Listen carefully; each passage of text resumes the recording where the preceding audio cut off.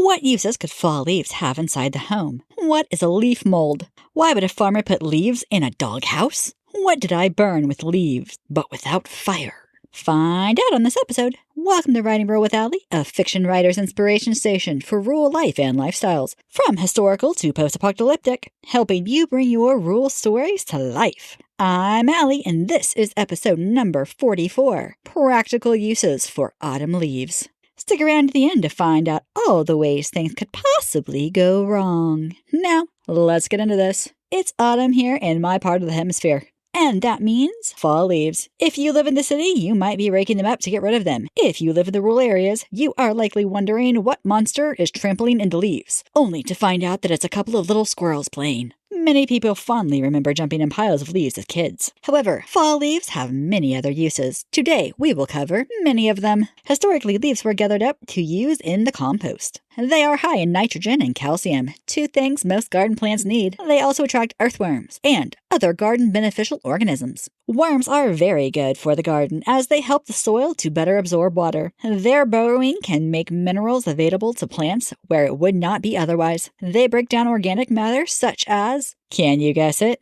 Leaves. They eat leaves. Their poop is a type of fertilizer, and you don't even need to pay for it. However, leaves such as walnuts and eucalyptus have a natural herbicide. If you add it to your compost, it will have detrimental side effects to the seeds you try to plant in the spring, and they will not sprout as many as they could otherwise. A variation of this is called a leaf mold. Basically, it's a pile of leaves that is left to decompose in a single spot until it turns into compost. This is a slower process and will take at least 1 year, sometimes even longer. The length depends on the pile size and the weather in the area. It isn't hard to do, and frankly, I've done it several times on accident. I may have forgotten to place the kids' leaf pile in the compost after the snow came. Compost pile is specifically for food waste or even poop. Sometimes. That will help garden plants. While leaves can be added to the compost, a leaf mold is only leaves. On the same subjects, leaves are great for kids to play in, plus the dogs and squirrels love them. On the downside, they hide creepy crawlies. When my kids were very young, we lived in snake country, and we would either have to rake a new pile every day or check the leaf pile before the kids were allowed to play in it. Spiders, snails, worms, and sometimes the caterpillars, and even more bugs can be found in leaf piles, but rarely is anyone bitten by a spider. In this case, they usually just hurry away. Another thing leaves are used for in the garden is mulch. They can be chopped up for this or used whole. They might need a deeper layer if they are whole, but they work just as well. They can be saved for the spring and used to help keep the ground damp and stop weeds from growing. They can keep perennials like strawberries safe from harsh freezes. This is done by placing a thick layer of leaves over them in the fall. And it can be taken off when there is no fear of freezing again. Although if it is placed on too early in the fall or on a warm day, it could cause the plant roots to burn. I made this mistake. It is best to take it off on a hot day and place it back on at night to keep the plants from burning. Another way that it is commonly used is for root plants that are planted in the late winter and early spring when the frost or even the snow is still likely.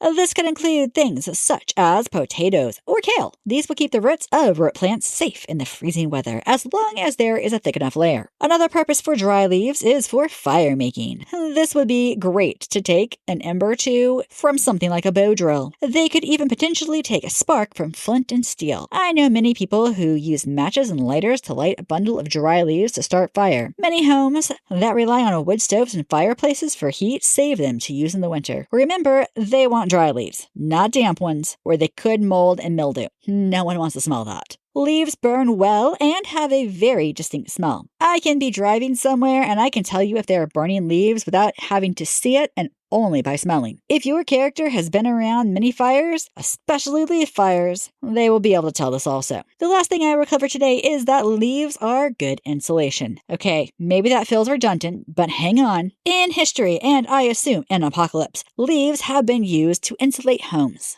Yes, you heard that right. Historically, they used anything that could make their home warmer, and leaves are abundant in forests. My father tells a story of the very poor people in the 60s using bags of leaves stapled to the wall to insulate their homes. He said the walls were covered in them from floor to ceiling. I imagine they would have to be kept a ways back from any heat source since leaves are easy to light on fire. In modern times, there is modern insulation that uses leaves. Many dog houses are insulated for the winter with leaves. Before you ask why anyone would want to put their dog outside for the winter, working farm dogs are not house pets, and they need a safe, warm place when they are not working. If using leaves, the best plan is to stuff the doghouse until it can't hold any more leaves. The dog will burrow a place that will be the perfect size for them, and it will be extra warm. There is also a survival hack that covers insulation and fire starting. If your character is lost in the woods for whatever reason, they can fill their jacket or even their shirt with fallen leaves. This will be insulation for them. Also, if they need to start a fire,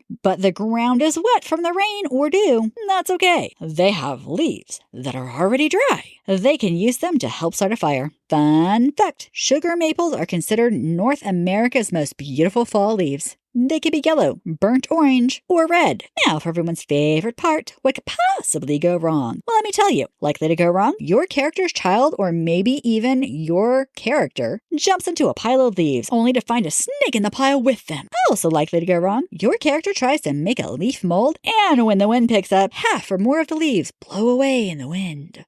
Possible to go wrong, your character puts leaves down as mulch on the strawberry plants because it's cold that night. The next day, it is a hot day, and they forget to take the leaves off, causing the plant's roots to burn and the plant dies. Also possible to go wrong, your character saves leaves for fire making in the winter, but doesn't ensure that they were dry first, and they mildew and grow mold.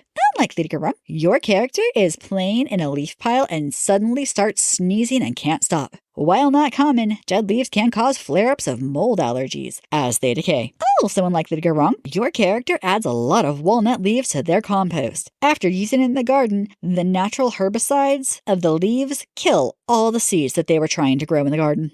Improbable, but still technically in the realm of possibilities. Your character jumps into a leaf pile, only to find a timber rattlesnake in the leaves. This could be deadly. Improbable, but still technically in the realm of possibilities. Your character insulates their home with bags of leaves. One day, a spark pops out of the fireplace and catches one of the bags on fire. It quickly spreads to the other bags, catching the whole house on fire. You can find this episode's show notes and helpful links to learn more on my website, AlleyHart.com. That's ALLEYHART.com. Thanks for listening. Subscribe and follow for more episodes. Connect on my YouTube videos by dropping me a comment. A new episode comes out every Monday. Until then, happy wordsmithing.